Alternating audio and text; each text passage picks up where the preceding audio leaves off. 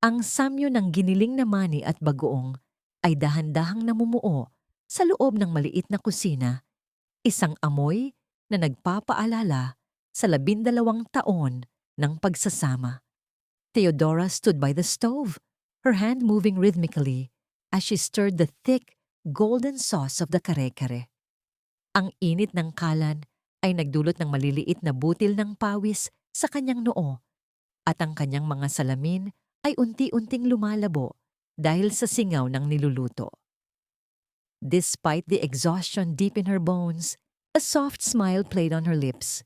Sa ibabaw ng hapagkainan, nakalatag ang isang maliit at lumang kahon. Inside was a Rolex watch, an old heirloom that Ricardo had to pawn years ago when their business was just a dream built on prayers and empty stomachs. Theodora had spent months saving every centavo from her personal allowances, skipping her own needs, just to redeem and restore this piece of his dignity. Ang bawat gasgas sa metal ng relo na yon ay tila marka ng kanilang mga sakripisyo. "I'll give this to him tonight," she whispered to herself. 12 years of marriage deserves a piece of our history. Nanginig ang kanyang kamay nang abutin niya ang kanyang cellphone sa tabi ng lababo. She only wanted to check if the tuition fee for their son, Gio, had been successfully debited from their joint account. Ngunit sa pagbukas ng screen, ang malamig na liwanag ng digital display ay tila naging isang matalim na balaraw na sumaksak sa kanyang paningin.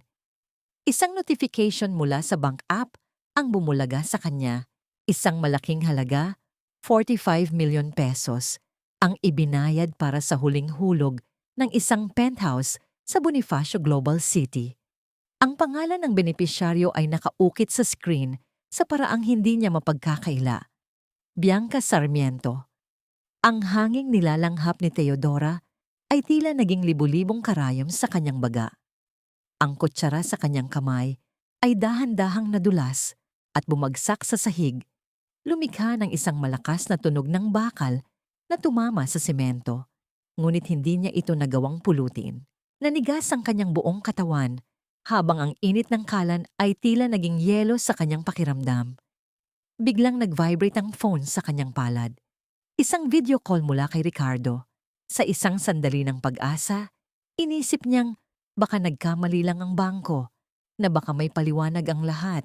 Ngunit nang pindutin niya ang accept, ang bumungad sa kanya ay hindi ang mukha ng kanyang asawa. The camera was shaking, showing a panoramic view of the sparkling city lights from a high-rise balcony. Isang babae ang humarap sa kamera, basang-basa pa ang buhok at tanging puting tuwalya lamang ang nakabalot sa katawan. It was Bianca. She was laughing, her eyes glowing with a victory that didn't belong to her. "Love, stop it! May tumatawag yata sa phone mo." Narinig ni Theodora ang pamilyar na boses ni Ricardo sa background. Malambing at puno ng sigla. Isang tono ng boses na matagal na niyang hindi naririnig. Bianca giggled and looked straight into the lens, unaware that the connection was live. "Sabihin mo sa legal wife mo, salamat sa bahay. This penthouse is perfect for our new beginning, babe. Happy anniversary to us." Kasunod nito ay ang pag-agaw ni Ricardo sa phone at ang mabilis na pagdidilim ng screen. Ang katahimikan sa kusina ay naging kasing bigat ng isang libingan. Theodora looked down at her hands. Ang kanyang kanang kamay ay namumula dahil sa tilamsik ng mainit na mantika, ngunit wala siyang maramdamang hapdi. Ang mas masakit ay ang katotohanan habang tinitipid niya ang bawat butil ng bigas para mabili ang alaala ng kanilang kahirapan. Ang kanyang asawa naman ay abala sa pagbuo ng bagong palasyo para sa ibang babae gamit ang perang pinaghirapan nilang dalawa. Ang hiya ay dahan-dahang lumamon sa kanyang pagkatao. Pakiramdam niya ay isa siyang malaking biro. Isang tangang asawa na nagluluto ng paboritong pagkain ng lalaking kasalukuyang humahalik sa leeg ng iba. Ang bango ng mani sa hangin ay tila naging amoy ng napanis na pangarap. Narinig niya ang pagpihit ng doorknob sa main door. Ang tunog ng pagbukas ng pinto ay tila isang hatol ng kamatayan. Ricardo stepped inside, holding a bouquet of red roses, his face wearing that same charismatic mask he had perfected over the years. "Happy anniversary, Theodora," he said, his voice as smooth as silk. "I'm sorry I'm late. Toxic sa office. You know how it is." Theodora did not turn around. She kept her back at him, her eyes fixed on the bubbling sauce on the stove. Ang kanyang mga luha ay hindi pumatak. Nanatili ang mga ito sa kanyang mga mata. Nag-aapoy sa puot at sakit na hindi pa niya kayang bigkasin. Ang dulo ng kanyang daliri ay dahan-dahang hinaplos ang Rolex na nasa loob ng kahon. She realized then that the watch was broken beyond repair, just like the man who was supposed to wear it.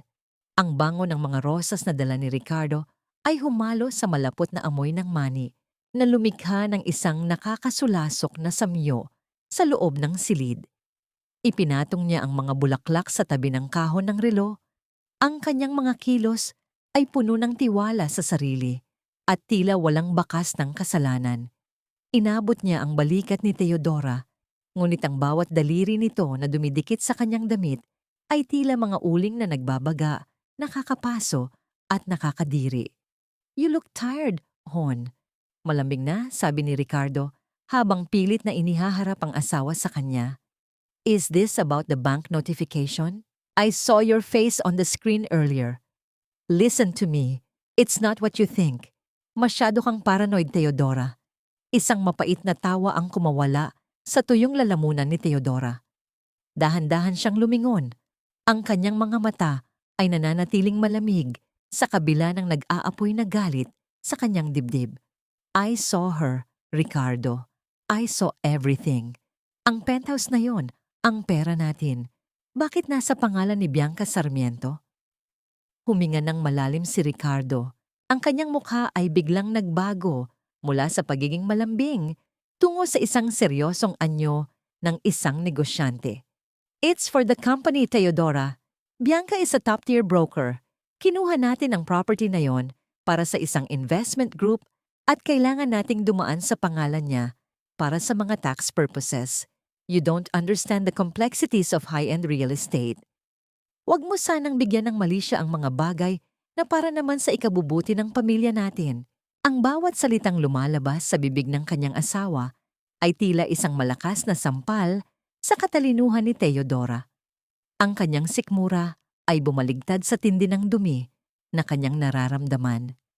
"It's our joint account, Ricardo. Ang perang iyon ay para sa kinabukasan ni Gio, sa pag-aaral niya."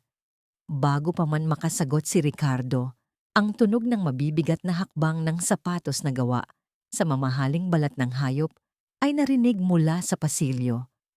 Ang pinto ng kusina ay bumukas ng dahan-dahan at pumasok ang figura ni Doña Felicidad Almeda.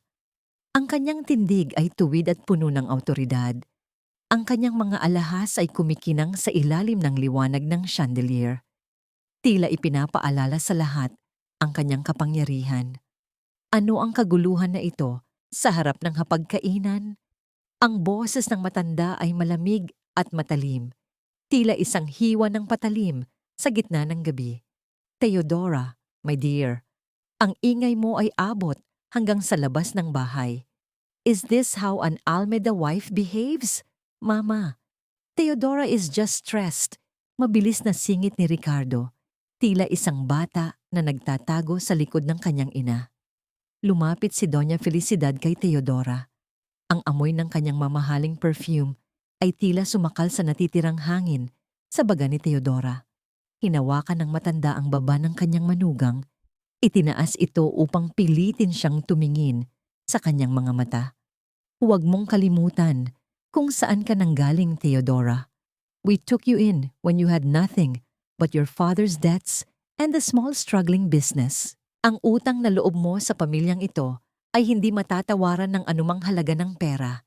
Nanginig ang labi ni Theodora, hindi dahil sa takot, kundi dahil sa matinding pagkamuhing pilit niyang ikinukubli. "But the money, Mama." "Ang pera ay kikitain muli." Putol ni Doña Felicidad, ang kanyang boses ay naging isang bulong na puno ng banta. Pero ang dangal ng pangalang Almeda, kapag nadungisan ng iskandalo dahil sa pag-iinarte ng isang selosang asawa, ay hindi na mabubura kailanman. Manahimik ka at matutong pumikit kung gusto mong manatili sa bahay na ito. A wise woman knows when to be blind for the sake of the family. Inalis ng matanda ang kanyang kamay at dahan-dahang tinapik ang pisngi ni Teodora. Isang kilos na tila pagmamahal, ngunit puno ng paghamak. Now, serve the food. Huwag mong hayaang lumamig ang kare-kare na pinaghirapan mo. Sayang naman ang effort mo kung pati ang asawa mo ay mawawalan ng gana sa'yo. Umalis ang matanda kasama si Ricardo na nag-iwan sa kanya ng isang sulyap na puno ng tagumpay. Nanatiling nakatayo si Teodora sa gitna ng kusina. Ang kanyang buong katawan ay naninigas sa matinding hiya at galit. Ang kanyang mga mata ay napako sa relo na nasa mesa. Ang basag na salamin nito ay tila sumasalamin sa kanyang sariling kaluluwa. Sa gitna ng katahimikan, naramdaman ni Teodora ang isang kakaibang pakiramdam sa kanyang bulsa. Ang kanyang cellphone ay muling nag-vibrate, isang maikling mensahe mula sa isang hindi kilalang numero ang lumitaw sa screen. Ang mensahe ay naglalaman lamang ng isang litrato. Isang tumpok ng mga papel na may mga markang void at isang pamilyar na pirma na hindi kailanman isinulat ni Teodora. Sa kailaliman ng gabi, nang ang buong kabahayan ng mga Almeda ay nababalot na ng isang mapanlinlang na katahimikan, si Teodora ay nanatiling gising sa loob ng kanilang madilim na silid-aklatan. Ang tanging liwanag na nagmumula sa kanyang laptop ay nagbibigay ng isang maputlang anyo sa kanyang mukha. Tila isang anino na naghahanap ng katarungan sa gitna ng kadiliman. Ang bawat pagpindot niya sa keyboard ay lumilikha ng mahinang tunog na tila mabilis na tibok ng isang pusong puno ng kaba at determinasyon.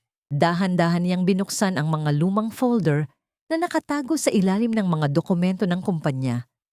Ang kanyang mga mata, na pagod na mula sa pag-iyak na walang luha, ay nagsimulang magsiyasat sa mga numerong nakatala sa screen.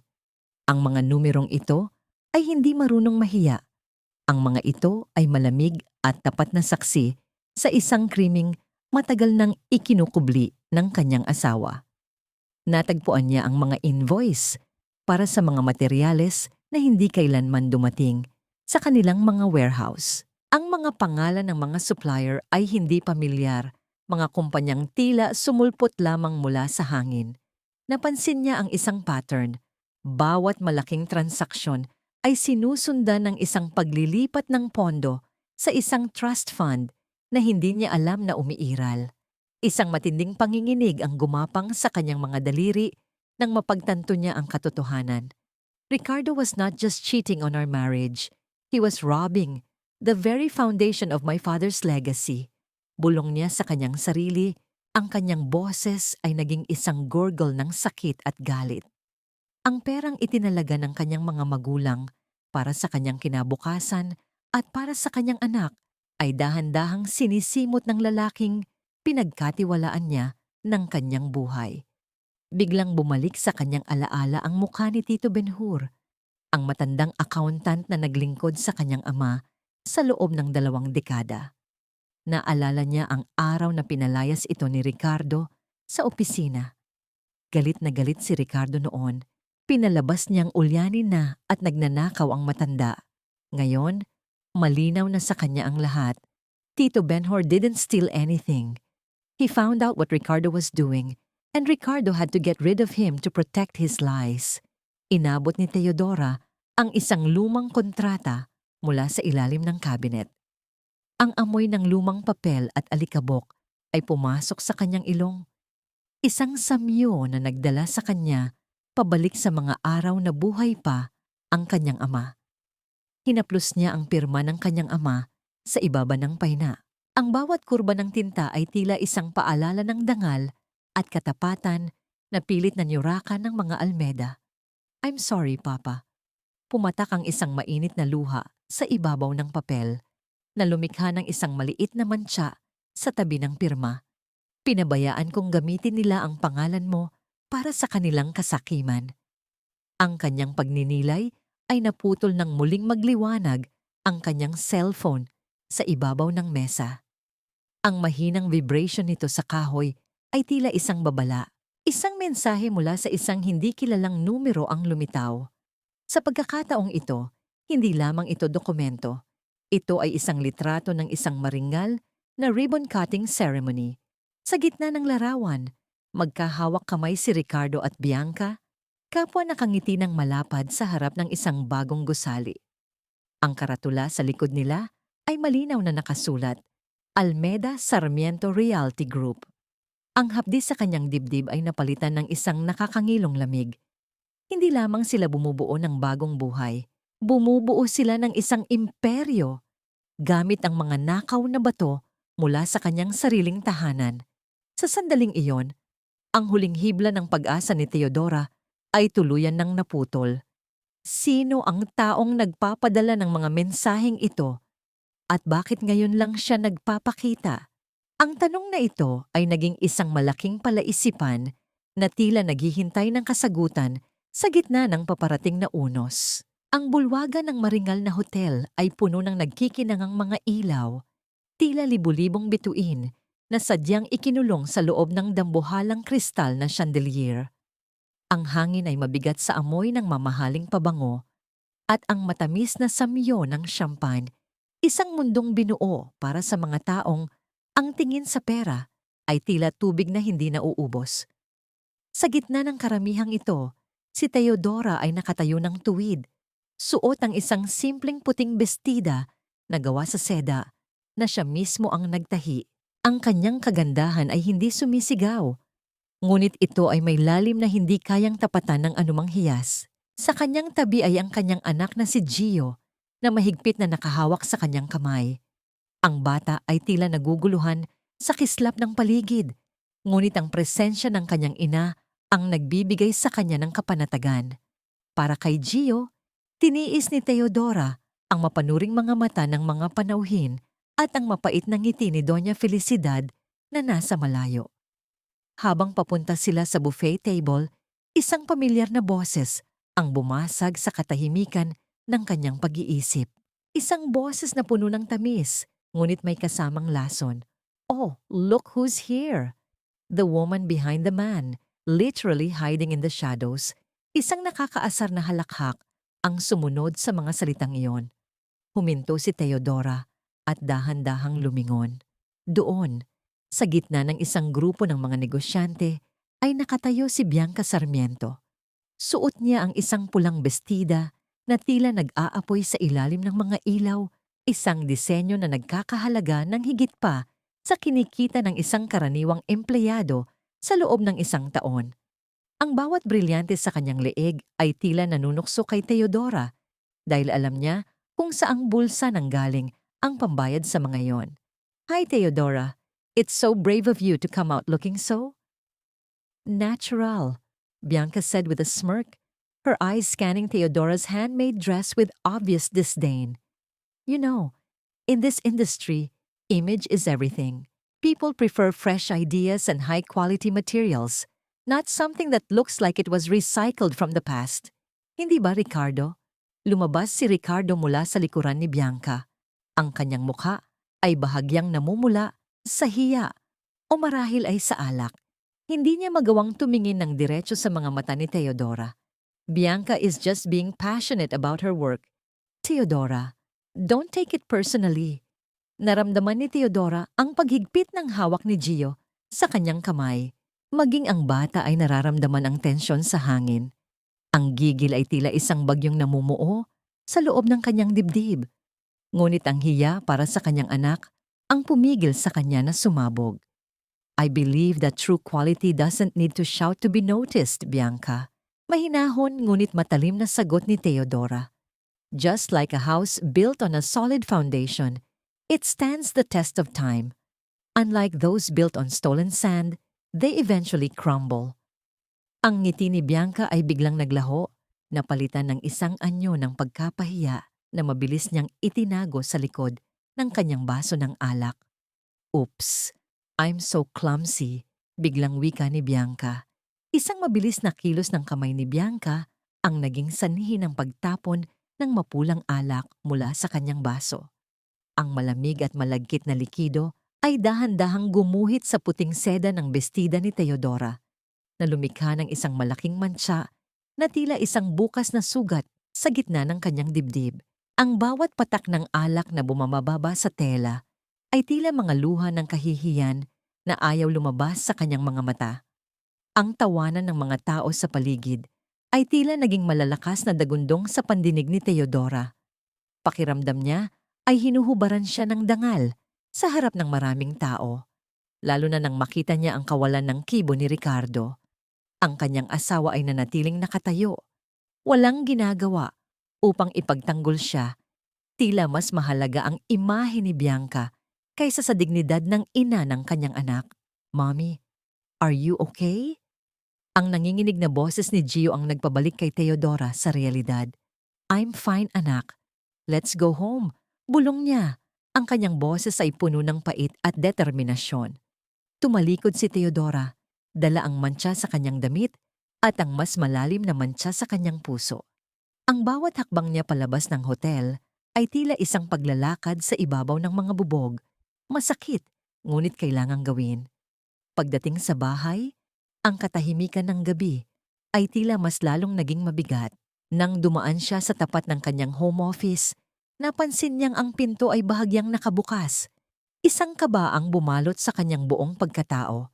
Dahan-dahan niyang itinulak ang pinto at doon ay bumulaga sa kanya ang isang tanawing nagpabilis sa tibok ng kanyang puso. Ang drawer kung saan niya itinatago ang mga orihinal na titulo ng lupa at ang mga dokumento ng kanyang ama ay nakabukas ng pilit. Ang mga papel ay nakakalat sa sahig. Tila isang tumpok ng mga basurang walang halaga. Ang lock ng cabinet ay nasira. Iniwan ng isang bakas ng marahas na paghalughog. Isang tanong ang pumasok sa kanyang isipan habang nakatitig sa bakanting espasyo kung saan dapat naroon ang pinakamahalagang dokumento ng kanyang buhay. Gaano kalayo ang kayang gawin ng pamilyang ito upang tuluyan siyang burahin sa sarili niyang kasaysayan? Ang gabi ay nababalot ng isang makapal na ambon na tila isang malambot ngunit malamig na kumot na nagtatago sa mga lihim ng lunsod. Sa loob ng kanyang sasakyan, si Teodora ay nakasandal sa manibela. Ang kanyang mga mata ay nakapako sa mga pulang ilaw ng sasakyan ni Ricardo na nasa kanyang unahan. Ang bawat pag-ikot ng gulong sa basang kalsada ay lumilikha ng isang mahinang tunog ng pagsipsip ng tubig na tila bumubulong ng mga babalang hindi niya pinapansin. Sinundan niya si Ricardo patungo sa isang bahagi ng lungsod na bihirang puntahan ng mga katulad nila. Isang lugar kung saan ang mga ilaw ng neon ay napapalitan ng mga aandap-andap na bumbilya at ang amoy ng mamahaling kape ay nagiging amoy ng basang basura at kalawang. Huminto ang sasakyan ni Ricardo sa tapat ng isang eskinita na tila isang madilim na bunganga ng isang halimaw. Nakita ni Teodora ang kanyang asawa na bumaba. Ang kanyang mamahaling sapatos ay walang pakialam na tumapak sa putik. Bago ito tuluyang naglaho sa dilim. Matapos ang ilang minuto ng pag-aalinlangan, lumabas din si Teodora. Ang bawat hakbang niya sa maputik na eskinita ay tila isang paglubog sa isang mundong puno ng dusa. Ang malamig na ambon ay dumidikit sa kanyang balat na nagdudulot ng isang panginginig na hindi kayang pigilan ng kanyang suot na jacket. Narating niya ang isang maliit at barong-barong na bahay na gawa sa pinagtagpi-tagping yero at kahoy. Sa loob, sa ilalim ng isang malamlam na ilaw, nakita niya si Ricardo na may iniabot na sobre sa isang matandang lalaki bago ito mabilis na umalis sa kabilang pinto. Nang matiyak na wala na ang kanyang asawa, dahan-dahang lumapit si Teodora. Ang pinto ay bahagyang nakabukas na naglalabas ng amoy ng luma at mamasa-masang papel. Doon, nakita niya ang isang pamilyar na mukha. Si Tito Benhur. Ang kanyang buhok ay tuluyan ng pumuti at ang kanyang mga mata ay tila dalawang tuyong balon ng kalungkutan. Tito Benhur? Ang bulong ni Teodora ay tila isang panalangin sa gitna ng gabi. Ang matanda ay napatalon sa gulat. Ang kanyang mga kamay na may hawak na sobre ay nanginig. "Teodora, anak, Anong ginagawa mo rito? It's not safe for you here. I saw Ricardo, Tito. I know he's paying you. Bakit? Is this because of what happened at the office? Tanong ni Teodora. Ang kanyang boses ay puno ng pagsusumamo. Huminga ng malalim ang matanda. Ang tunog ng kanyang paghinga ay tila isang pagguho ng mga lumang pangarap. He's not paying me for my silence, anak. He's paying me to keep my family safe. I discovered his double books. Ang kumpanya nyo, it's being used to wash dirty money. Perang galing sa mga hindi maipaliwanag na proyekto ni Bianca. Ipinatong ni Tito Benhur ang isang itim na kwaderno na gawa sa balat sa ibabaw ng isang mabuhay na mesa. This is the real record, Teodora. Dito nakasulat ang bawat sentimo na ninakaw nila sa legacy ng tatay mo. I kept this because I knew one day the truth would need a witness. Dahan-dahang binuksan ni Teodora ang kwaderno. Ang bawat pahina ay puno ng mga detalyadong tala, mga petsa, at mga halagang nagpapabilis sa tibok ng kanyang puso. Ang gigil ay muling sumiklab sa kanyang dibdib, ngunit ang mas matinding sakit ay ang makita ang kanyang sariling pangalan sa mga huling pahina. Naramdaman ni Teodora ang isang matinding lamig na bumalot sa kanyang buong pagkatao nang mabasa ang isang entry na may petsa lamang noong nakaraang linggo. Ang kanyang paningin ay nagdilim nang makita ang isang dokumento ng pautang na nagkakahalaga ng daan-daang milyong piso. Tito, ano ito? Bakit may utang na ganito kalaki sa ilalim ng pangalan ko? Ang kanyang boses ay naging isang mahinang hikbi ng kawalan ng pag-asa. Tumingin sa kanya si Tito Benhur nang may matinding habag. He forged your signature, Teodora. Ginamit niya ang bahay niyo, ang mismong bubong na tinitirhan niyo ni Gio bilang kolateral para sa isang bagong loan. If he fails to pay, and he will fail, mawawalan kayo ng matitirhan. Ang bawat salita ng matanda ay tila mga tipak ng yelo na bumabagsak sa puso ni Teodora. Ang kanyang tahanan, ang tanging lugar kung saan siya nakakaramdam ng seguridad, ay dahan-dahan ng kinukuha ng taong nangakong proprotektahan siya. Sa gitna ng madilim at mabahong silid na yon, isang malaking tanong ang naging tanging tunog sa kanyang isipan. Gaano pa karaming buhay ang handang sirain ni Ricardo bago siya tuluyang makontento sa kanyang kasakiman? Ang pagpasok sa sariling tahanan ay tila paghakbang sa loob ng isang malamig na libingan na gawa sa mga kasinungalingan. Nang iikot ni Teodora ang susi sa trangka, ang tunog ng bakal na nagkiskisan ay tila isang babala na hindi na siya ligtas sa loob ng mga pader na dati niyang itinuring na kanlungan. Ang kadiliman sa sala ay sinalubong siya ng isang amoy na hindi niya maipaliwanag. Isang halong amoy ng mamahaling alak ni Ricardo at ang matapang na insenso na laging dala ni Doña Felicidad. Dahan-dahan siyang umakyat sa ikalawang palapag. Iniingatan ang bawat hakbang upang hindi lumikha ng anumang ingay sa sahig na gawa sa nara. Tumigil siya sa harap ng pinto ng silid ni Gio. Ang mahinang pag-angat at pagbaba ng dibdib ng kanyang anak habang natutulog ay ang tanging angkla na nagpapanatili sa kanya sa katotohanan. Hinaplos niya ang hangin sa tapat ng mukha ng bata. Ang kanyang mga daliri ay nanginginig sa takot na baka ito na ang huling gabing magkasama sila sa ilalim ng iisang bubong. Mommy is here, baby. I won't let them take you. Bulong niya.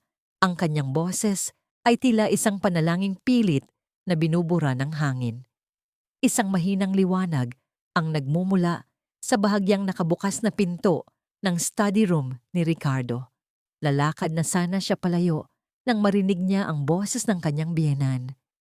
Ang tinig ni Doña Felicidad ay tila isang malamig na hangin na dumaan sa kanyang batok, puno ng plano at kawalan ng awa.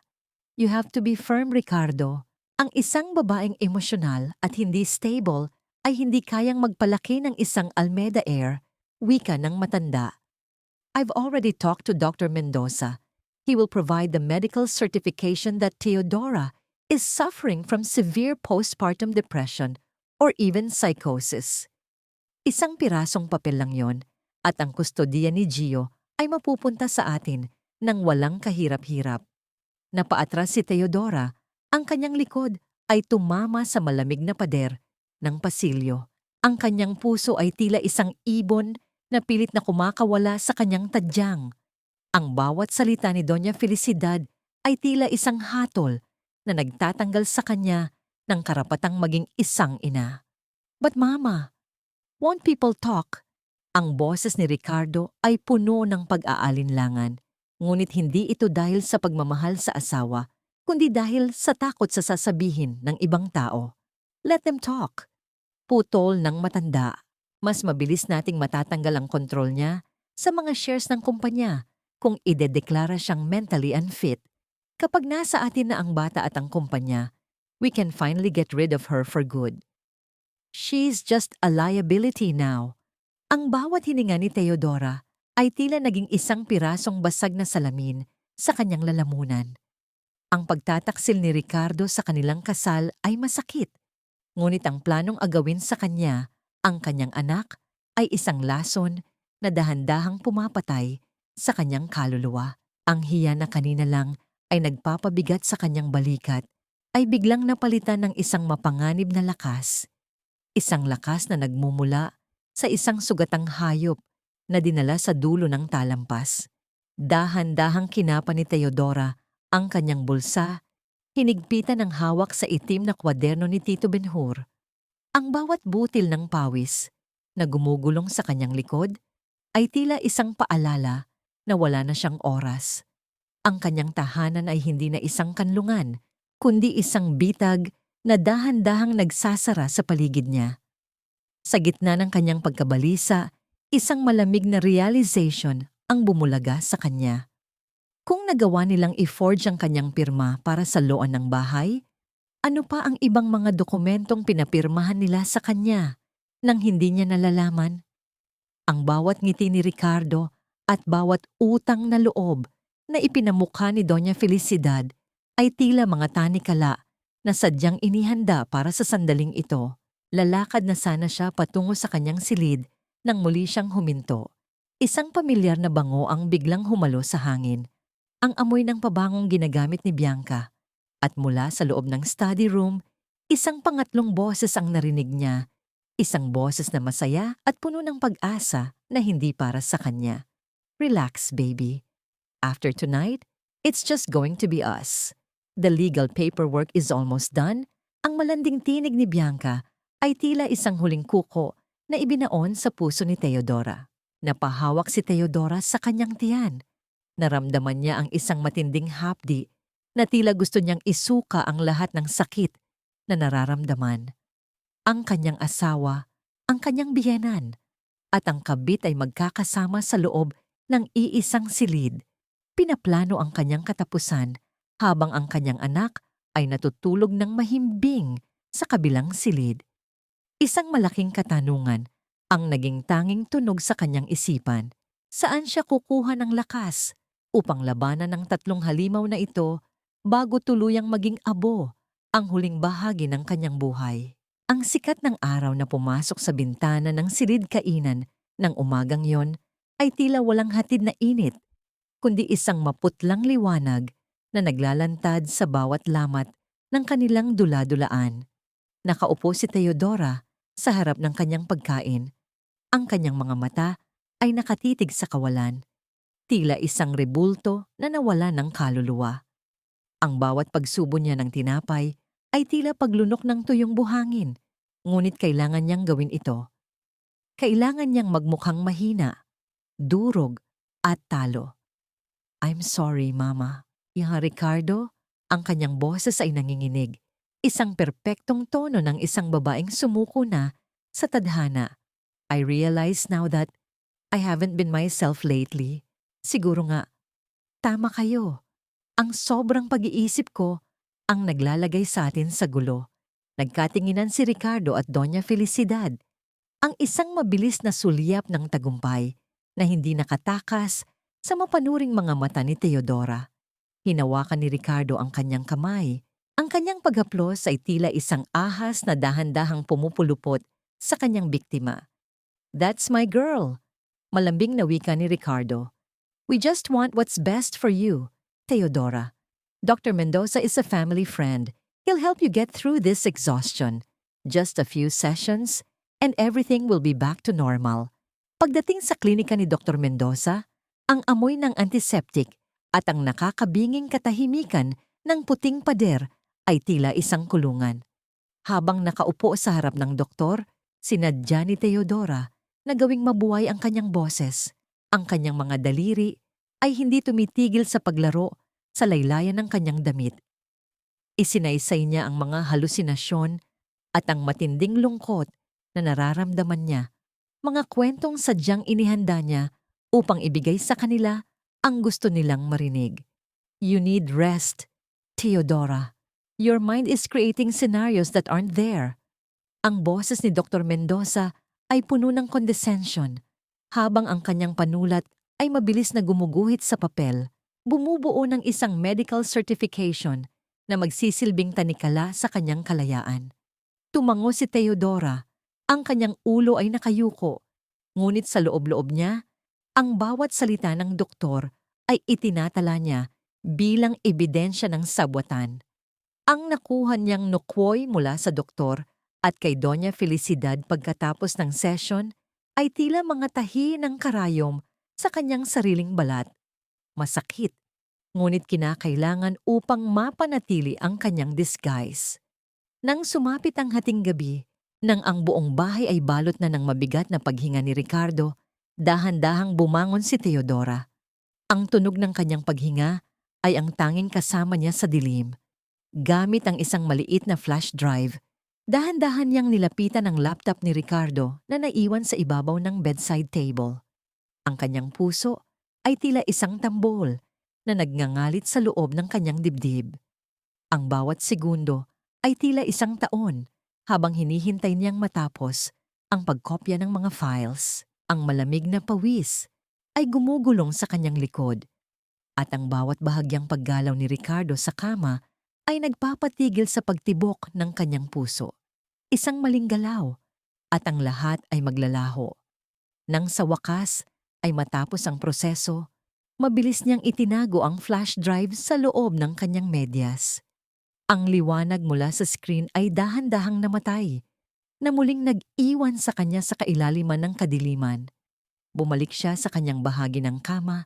Ang kanyang katawan ay nananatiling naninigas sa takot at pananabik. Sa gitna ng katahimikan, naalala niya ang isang pangalan na nabanggit ni Tito Benhur. Isang pangalang tila isang mitsa ng pag-asa sa gitna ng unos. Dahan-dahan niyang kinapa ang loob ng kanyang unan, kung saan niya itinago ang isang maliit na piraso ng papel na may sulat kamay ng matandang accountant. Ang bawat letra ay tila kumikinang sa dilim ng kanyang isipan. Attorney Manuel Vergara. Sino ang taong ito na dating kaibigan ng kanyang ama? At handa ba siyang itaya ang kanyang reputasyon para sa isang babaeng itinakwil na ng sarili niyang pamilya? Ang sagot ay tila nakabaon sa darating na bukas, isang bukas na hindi na niya hahayaang diktahan ng iba. Ang ulan ay dahan-dahang gumuguhit sa salamin ng bintana ng maliit at liblib na coffee shop na tila mga luhang hindi mapigil sa pagdaloy. Sa loob, ang amoy ng sunog na kape at lumang kahoy ay nagbibigay ng isang pakiramdam ng pagiging tago mula sa mapanghusgang mata ng mundo. Sa isang madilim na sulok, nakaupo si Teodora. Ang kanyang mga kamay ay mahigpit na nakahawak sa laylayan ng kanyang suot na scarf. Sa kanyang harap ay ang lalaking matagal na niyang hindi nakikita, si Attorney Manuel Vergara. Ang kanyang mga mata ay may talim ng isang taong sanay na makakita ng katotohanan sa likod ng mga mabulaklak na salita. Walang anumang emosyon ang mababakas sa kanyang mukha, ngunit ang paraan ng pagtingin niya sa mga dokumentong inilatag ni Teodora ay puno ng matinding konsentrasyon. I've looked at the files, Teodora. Ang boses ni Manuel ay malalim at kalmado, tila isang angkla sa gitna ng nagngangalit na dagat. What they're doing is not just betrayal. It's a systematic execution of your identity. Ang pag-forge ng signature mo at ang paggamit ng medical certification para palabasin kang mentally unfit ay isang maruming laro. They want to turn you into a ghost in your own home. Naramdaman ni Theodora ang isang matinding panginginig sa kanyang mga daliri. I don't want to be a ghost anymore, Manuel. I want them to pay for every lie, every centavo, and every tear my son will shed because of their greed. Dahan-dahang inabot ni Manuel ang isang tasa ng kape at inilapit ito kay Theodora. Ang itim na likido ay walang asukal, walang gatas, isang purong kapaitan na naglalabas ng isang matapang na samyo. Drink this, Theodora. Ang buhay na kinakaharap mo ngayon ay kasing pait ng barako, pero ito ang gigising sa'yo mula sa iyong bangungot. Humigop si Theodora ng kape. Ang init nito ay dahan-dahang gumapang sa kanyang lalamunan. Tinutunaw ang bara ng sakit na matagal nang naroon. Ang kapaitan sa kanyang dila ay tila isang gamot na nagpapatibay sa kanyang kalooban. Sa sandaling iyon, ang tamis ng mga pangako ni Ricardo noon ay tila isang lason na tuluyan na niyang isinuka. They think you're weak because you're silent, Manuel continued, habang inilalabas ang isang dokumento ng power of attorney. We will use that silence as our weapon. While they are busy preparing for their grand event, we will move in the shadows. We'll transfer what's left of your father's legal funds into a protected trust for Gio. I'll handle the legal maneuvers to freeze the company's internal transfers. Gagawin nating impyerno ang bawat hakbang nila nang hindi nila namamalayan. Kinuha ni Theodora ang pluma. Ang pagdikit ng dulo ng panulat sa papel ay lumikha ng isang mahinang tunog ng pagkiskis. Isang tunog na para sa kanya ay simula ng kanyang pagbawi sa sariling buhay. Ang bawat letra ng kanyang pangalan ay isinulat niya ng may diin at determinasyon. Ang tinta na dumadaloy sa papel ay tila ang dugo ng kanyang dangal na muling nabubuhay. Nang makauwi si Theodora ng hapon na yon, sinalubong siya ng isang tanawing puno ng kaplastikan. Sa ibabaw ng hapagkainan, isang maringal na card na may kulay ginto at pilak ang nakalatag. Ang mga letra ay tila nanunukso sa kanya. Groundbreaking Ceremony of Almeda Sarmiento Tower. Nandyan ka na palahon? Boses ni Ricardo mula sa sala. Ang kanyang tono ay puno ng pekeng pag-aalaga. I have a surprise. The board approved the project. It's going to be the biggest milestone of our lives. At si Bianca, she'll be the strategic director. Magaling siya, Theodora. You should be happy for us. Tumingin si Theodora kay Ricardo. Isang tipid na ngiti ang ibinigay niya na sadyang hindi umaabot sa kanyang mga mata. I am happy, Ricardo. Very happy. But listen, Hon. Dagdag ni Ricardo habang lumalapit at hinahawakan ang kanyang balikat. I talked to Mama. Given your condition, we think it's best if you stay home during the ceremony. The crowd, the noise, the media. Baka hindi mo kayanin. You need to rest, remember? Just stay here with Gio. Kami na ang bahala sa lahat. Naramdaman ni Theodora ang bigat ng kamay ni Ricardo. Isang bigat na tila isang tanikalang pilit siyang ibinabaon sa lupa. Ang hiya na dati ay nagpapayuko sa kanya ay biglang nawala. Napalitan ng isang malamig at matalas na kaisipan. Ang kanyang asawa ay hindi siya kinakausap bilang isang kapareha, kundi bilang isang pasyenteng kailangang itago sa bodega. Tumango si Theodora, dahan-dahang iniiwas ang kanyang balikat mula sa pagkakahawak nito. Of course, Ricardo, kung iyan ang sa tingin niyo ay makakabuti sa akin, I'll stay home. Habang papaalis si Ricardo, naiwan si Theodora na nakatitig sa paanyaya. Ang kanyang mga mata ay naglalayag sa pangalan ni Bianca na nakasulat ng malaki sa ilalim ng pangalan ng kanyang asawa. Isang matinding katanungan ang naging tanging tunog sa kanyang isipan. Gaano kaya kalaki ang gulat na rereserba para sa kanila kapag ang taong inasahan nilang mananatili sa dilim ay biglang lumitaw sa ilalim ng pinakamaliwanag na ilaw ng kanilang tagumpay.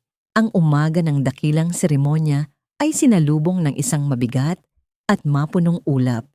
na tila ang langit mismo ay nag-aalangan sa ganda ng mga balitang ipagdiriwang ng mga Almeda. Sa loob ng maringal na mansyon, ang katahimikan ay hindi tanda ng kapayapaan, kundi isang babala ng isang darating na unos. Si Teodora ay nakatayo sa tapat ng malaking salamin.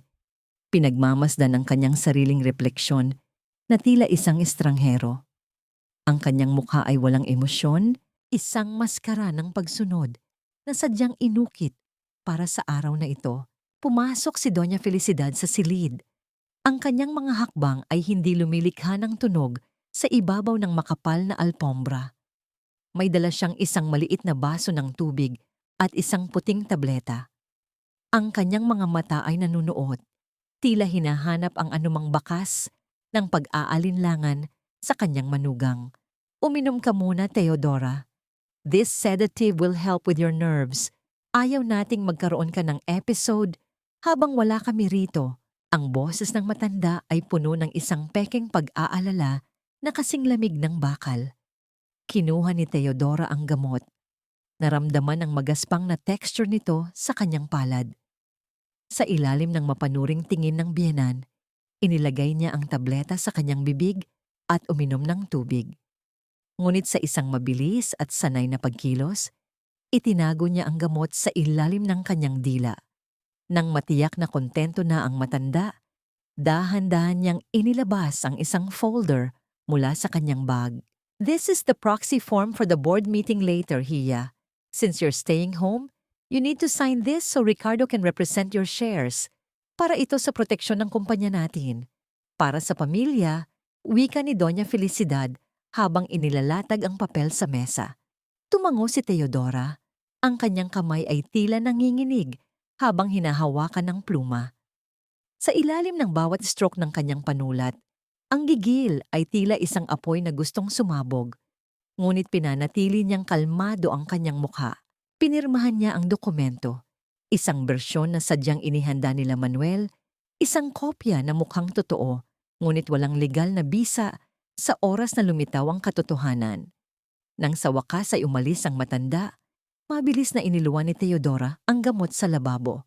Ang pait nito sa kanyang dila ay tila isang paalala ng lason na gustong ipakain sa kanya ng pamilyang ito. Mabilis niyang tinawagan ang isang mapagkakatiwalaang tao ni Manuel upang sunduin si Gio. Ang paghihiwalay nila ng kanyang anak ay ang pinakamahirap na bahagi. Ngunit alam niyang ito ang tanging paraan upang matiyak ang kaligtasan ng bata. I'll see you later, Gio. Be a brave boy, ha? Bulong niya habang hinahalikan ng noo ng anak. Ang bawat tibok ng puso niya ay tila isang babala na wala nang balikan ng kanyang piniling landas. Nang maiwan siyang mag-isa sa bahay, lumapit si Teodora sa plancha. Ang init nito ay dahan-dahang gumuhit sa hangin, lumilikha ng isang bahagyang amoy ng mainit na tela. Kinuha niya ang suit ni Ricardo. Ang suit na isusuot nito para sa kanyang pinakadakilang sandali. Taimtim niyang pinlansya ang bawat mga kulubot. Ang bawat tupi ng tela ay idinidiin niya ng may matinding puwersa. Ang usok na nagmumula sa basang tela ay tila isang hamog na nagtatago sa kanyang mga plano. Habang pinapatag niya ang balikat ng coat, naisip niya ang lahat ng kasinungalingang pinasan ng kanyang asawa sa balikat na yon. Ang bawat paghagod ng mainit na bakal ay tila isang seremonya ng pagpapaalam sa lalaking minahal niya noon at isang paghahanda para sa hatol na igagawad niya ngayon. Finish, Ricardo. Magiging perpekto ka sa paningin ng lahat mamaya, bulong niya. Ang kanyang boses ay malamig at puno ng determinasyon. Nagbihis si Teodora. Hindi niya pinili ang isang simpleng damit na pangbahay. Kinuha niya ang isang bestida na gawa sa matingkad na pulang luwa. Isang kulay ng pag-ibig na naging kulay ng digmaan. Ang tela ay dumidikit sa kanyang katawan na tila isang baluti at ang bawat butones ay tila isang bala na handang iputok. Sa labas, ang sasakyan ni attorney. Manuel ay dahan-dahang huminto sa tapat ng kanilang gate. Walang busina, walang ingay, isang anino lamang sa gitna ng namumuong ulan. Kinuha ni Teodora ang kanyang clutch bag na naglalaman ng lahat ng ebidensya. Ang lahat ng katotohanang matagal niyang kinulong sa loob ng kanyang dibdib. Lumabas siya ng pinto. Ang tunog ng kanyang mataas na takong sa semento ay tila isang martsa ng isang reyna na babawi sa kanyang kaharian. Ang bawat hakbang niya ay puno ng isang layunin na hindi na mababali ng anumang takot. Habang sumasakay sa kotse, tiningnan niya ang kanilang mansyon sa huling pagkakataon. Ang maringal na bahay na yon ay hindi na isang tahanan, kundi isang monumento ng dusa na malapit ng gumuho. Nagsimulang umandar ang kotse, ang bawat pag-ikot ng gulong ay tila naglalapit sa kanya sa kailaliman ng laban. Isang malaking katanungan ang naging tanging tunog sa kanyang isipan. Pagkatapos ng gabing ito, kapag ang lahat ng usok ay napawi na, ano kaya ang matitira sa babaeng minsan ay nangarap lamang ng isang simpleng pamilya? Ang bulwagan ng maringal na Grand Ballroom ay puno ng hininga ng karangyaan, kung saan ang bawat sulok ay kumikinang sa ilalim ng mga gintong ilaw. Ang amoy ng pinakamamahaling champagne ay humahalo sa samyo ng libu-libong puting rosas na lumilikha ng isang kapaligiran na tila kinuha mula sa isang panaginip. Sa gitna ng entablado, nakatayo si Ricardo, ang kanyang suit na pinlansya ni Teodora ay walang bahid ng gusot. Tila sumasalamin sa kanyang perpektong imahe bilang isang matagumpay na negosyante. Sa kanyang tabi, si Bianca ay nakatayo ng may pagmamalaki. Ang kanyang kumikinang na gown ay tila isang baluti ng kasakiman na handa ng kilalanin ng buong mundo. Nanginig ang mga kamay ni Ricardo habang hinahawakan ang mikropono. Ang kanyang boses ay umalingaw-ngaw sa buong silid ng may pekeng kagalakan. This project is not just a building. It is a symbol of partnership, vision, and the future of Almeda Sarmiento Realty. Wika niya, habang ang isang kamay niya ay dahan-dahang humawak sa baywang ni Bianca. Ngunit ang palakpakan ng mga tao ay biglang naputol ng ang malalaking pinto ng ballroom ay dahan-dahang bumukas. Isang figura ang pumasok mula sa labas, dala ang lamig ng ulan at ang bagsik ng isang bagyong matagal ng kinulong. Ang bawat tunog ng pagtama ng gotgyay, kaw-got ni Teodora sa makinis na sahig na kamtach ay tila isang pagbilang sa mga huling sandali ng kanilang kaligayahan. Ang kanyang bestidang luwa na kulay pula ay tila isang bukas na sugat sa gitna ng silid na puno ng puti at ginto. Lahat ng mata ay napako sa kanya. Ang mga bulong ay dahan-dahang namuo sa hangin, tila mga bubuyog na naghahanap ng mapupuntahan. Ang mukha ni Ricardo ay biglang nawala ng kulay. Ang kanyang panga ay nanginig sa gulat at takot. Maging si Doña Felicidad, na nakaupo sa harapang hilera, ay muntik nang mabitawan ng kanyang baso ng alak. Ang kanyang mga mata ay nanlalaki sa matinding pagkagulat. Teodora, anong ginagawa mo rito? You're supposed to be. Hindi ka pa magaling. Ang nauutal na boses ni Ricardo ay narinig ng lahat dahil sa mikropono. Hindi huminto si Teodora hanggang sa marating niya ang paanan ng entablado. Ang kanyang tingin ay diretsyo, walang pag-aalinlangan, at puno ng isang lakas na hindi kailanman nakita ng sinuman sa kanila. Umakyat siya sa bawat baitang ng may maringal na kilos. Bawat galaw niya ay tila isang tula ng paghihiganti. I wouldn't miss this milestone for the world, Ricardo. Lalo na't ako ang nagbayad para sa bawat hollow block at semento ng gusaling ito. Ang boses ni Teodora ay mahinahon, ngunit bawat salita ay tila isang hiwa ng patalim sa gitna ng katahimikan. Napansin ni Teodora ang paghigpit ng hawak ni Bianca sa kanyang purse. Ang kanyang mukha ay puno ng pangungutya na hinaluan ng kaba. Teodora, please. This is a formal event. Huwag ka namang mag-eskandalo rito, Bianca whispered with a fake smile, her eyes darting to the media cameras. Ngumiti si Teodora, isang ngiting hindi umaabot sa kanyang mga mata. Isang ngiting kasing lamig ng yelo. I'm not here to make a scene, Bianca. I'm here to contribute. Ricardo, dinala ko ang isang maikling video. Isang tributo para sa lahat ng sakripisyo mo. At ng iyong strategic director. Lumingon si Teodora sa technical booth. kung saan si Attorney Manuel ay nakatayo ng may seryosong anyi. Sa isang mabilis na pagpindot sa remote control, ang dambuhalang LED screen sa likod ng entablado ay dahan-dahang nagliwanag.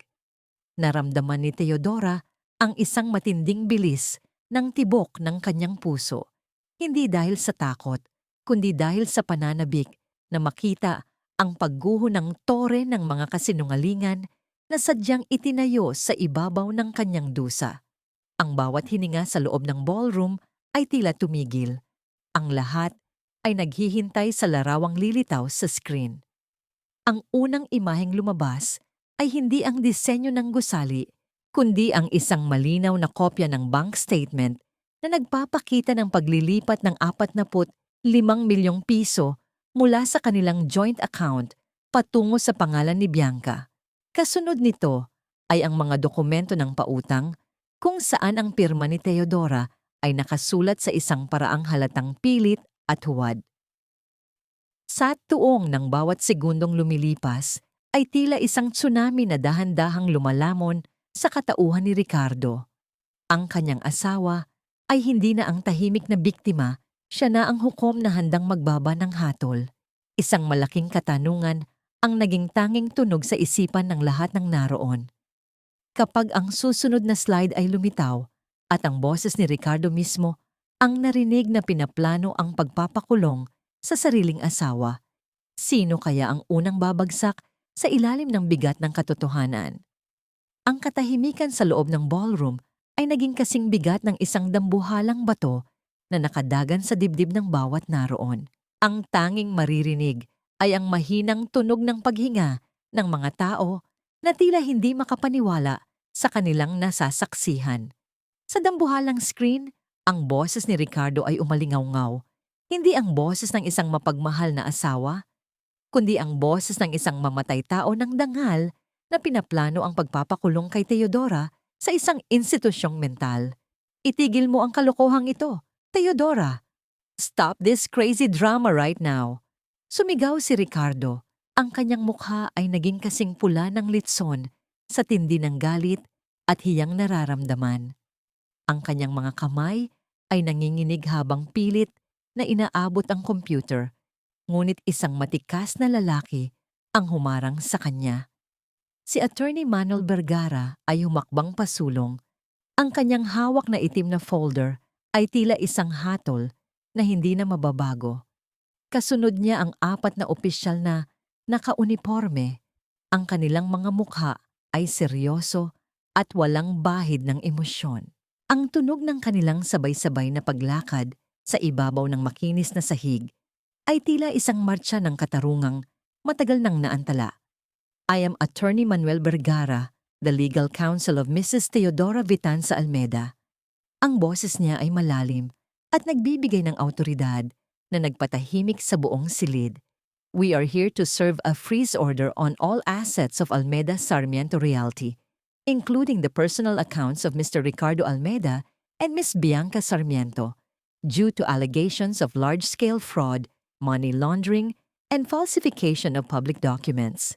Isang matinding singhap ng pagkagulat ang nagmula sa mga panauhin. Ang mga flash ng kamera ng mga reporter ay nagsimulang magningning ng mas mabilis. Tila mga kidlat na bumabalot sa dugo ang dangal ng pamilya Almeda.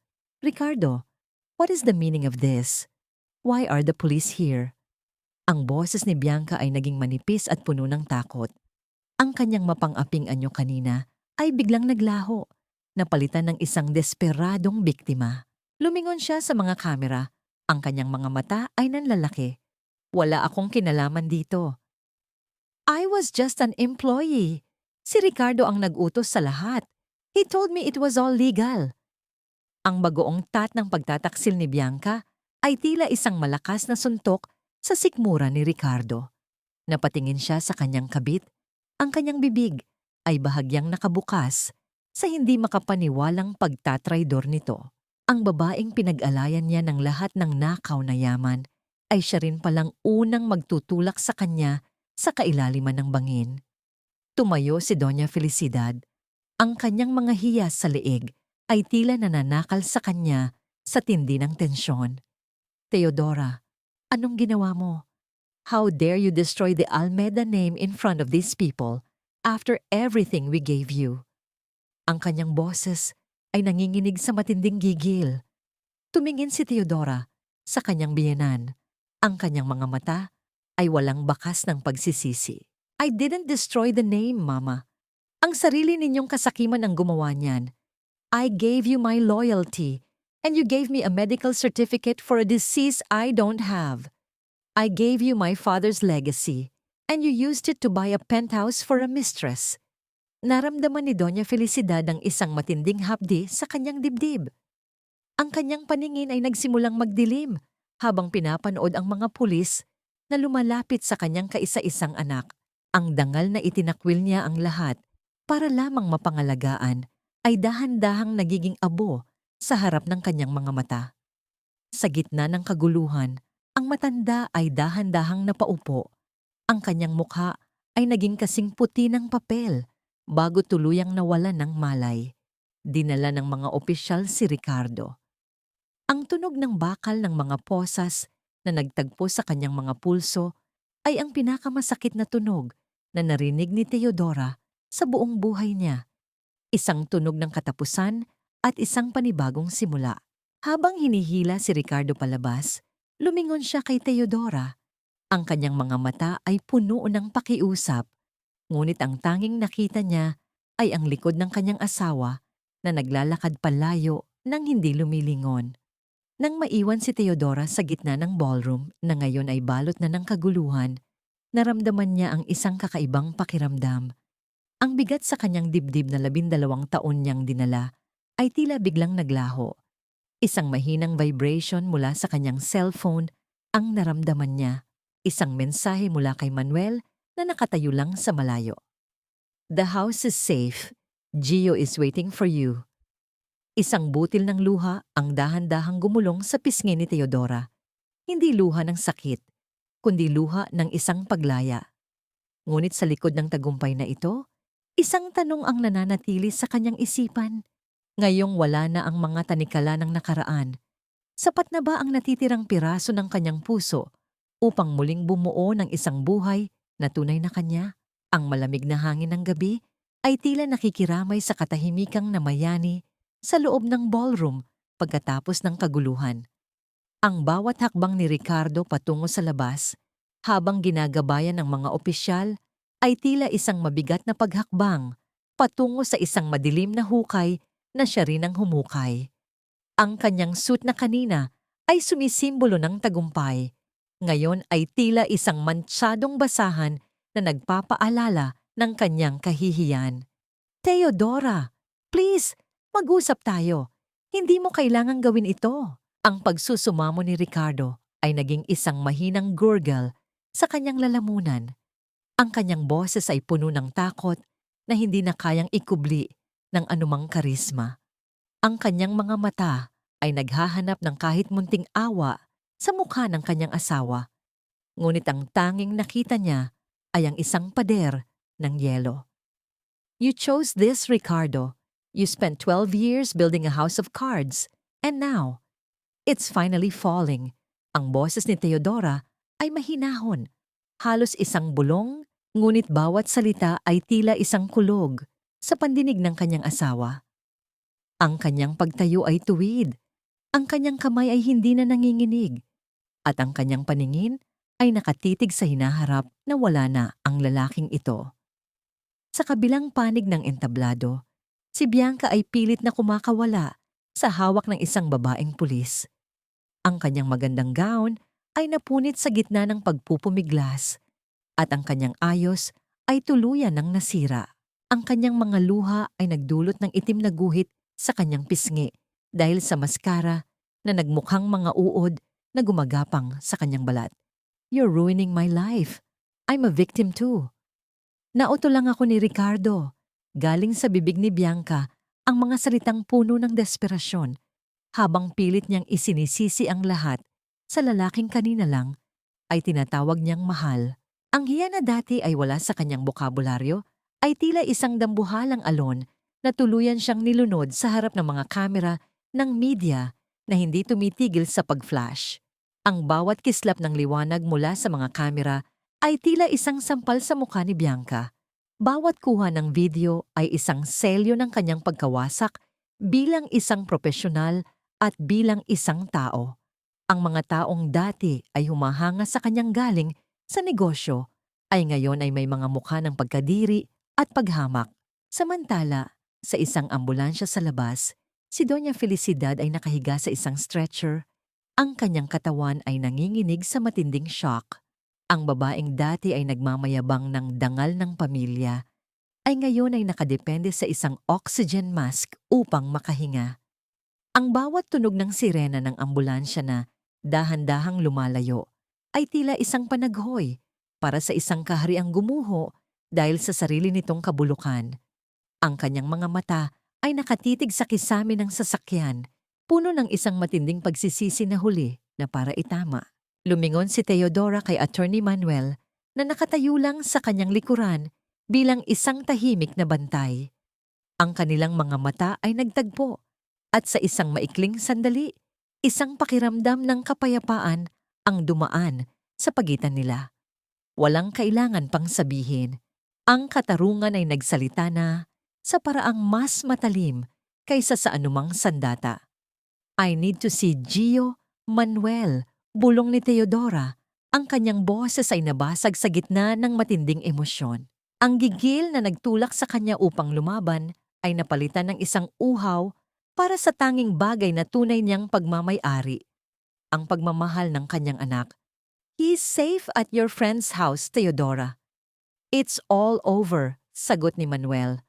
Ang kanyang boses ay puno ng kalinga na matagal nang hindi naramdaman ni Teodora mula sa ibang tao. Habang naglalakad si Teodora palabas ng ballroom, ang bawat patak ng ulan na tumatama sa kanyang balat ay tila isang gilingan ng dumi na nagmumula sa kanyang nakaraan. Ang pulang bestida niya ay basa na, ngunit ang bigat nito ay hindi na nakakapanghina. Ang bawat hakbang niya palayo sa hotel ay tila isang hakbang patungo sa isang mundong hindi na dinidiktahan ng utang na loob o ng danyos ng kasinungalingan. Ngunit sa likod ng kanyang mga mata, isang imahe ang nananatili. Ang imahe ni Ricardo sa loob ng sasakyan ng pulis. Ang mukha nito na nakadikit sa salamin, puno ng isang kalungkutang siya rin ang lumikha.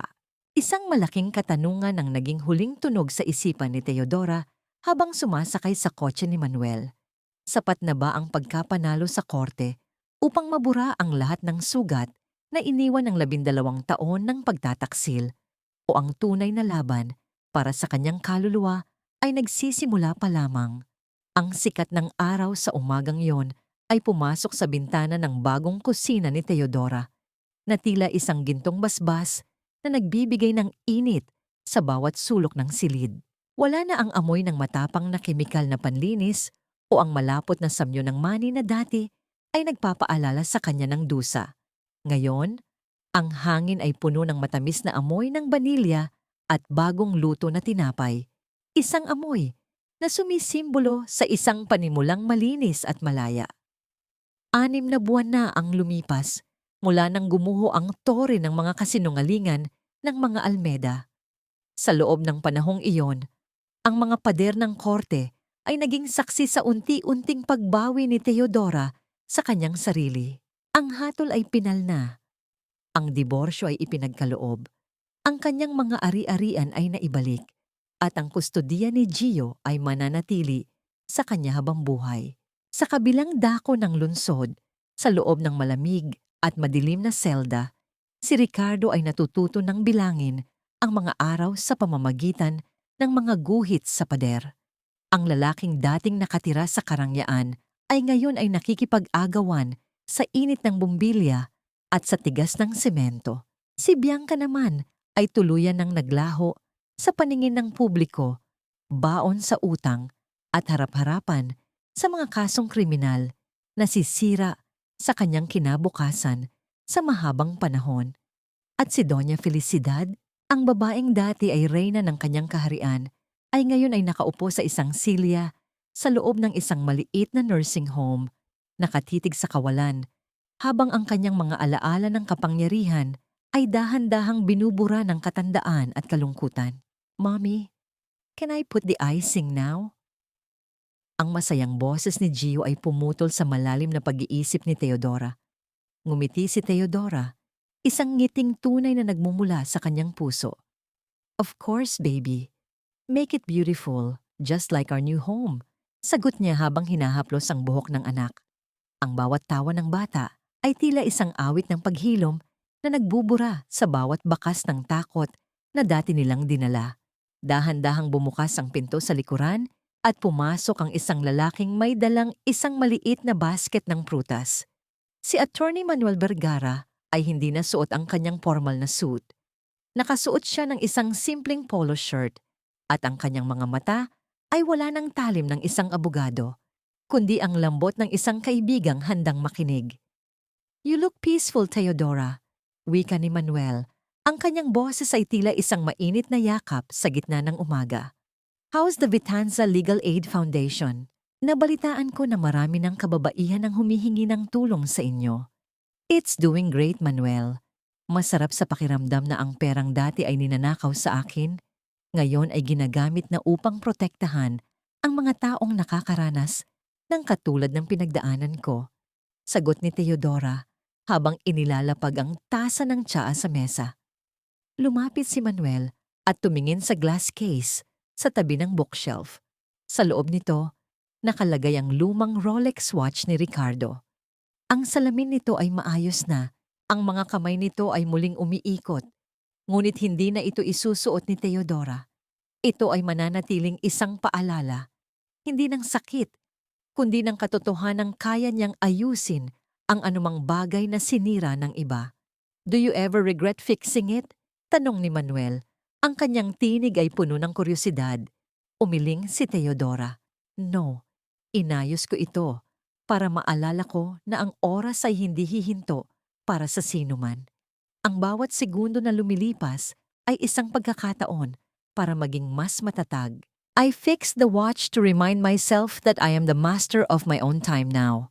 Nagkatitig ang dalawa at sa katahimikang iyon, naramdaman ni Theodora ang isang kakaibang kilig. Isang pakiramdam na matagal na niyang kinalimutan.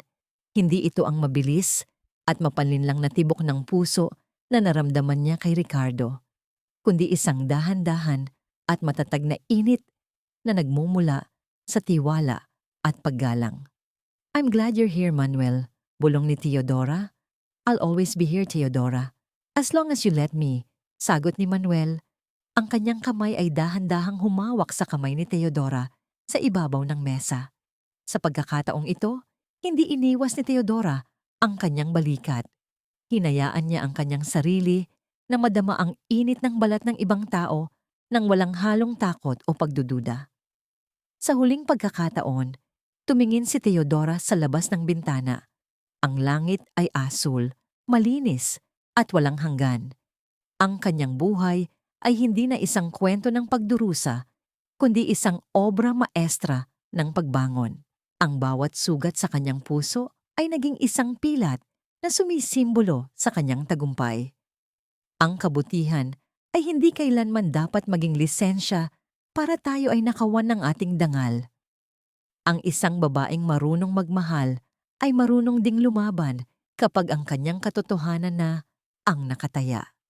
At sa huli, ang pinakamalakas na sandata laban sa kadiliman ay ang liwanag na nagmumula sa isang pusong nakahanap na ng kapayapaan sa sarili nitong lakas.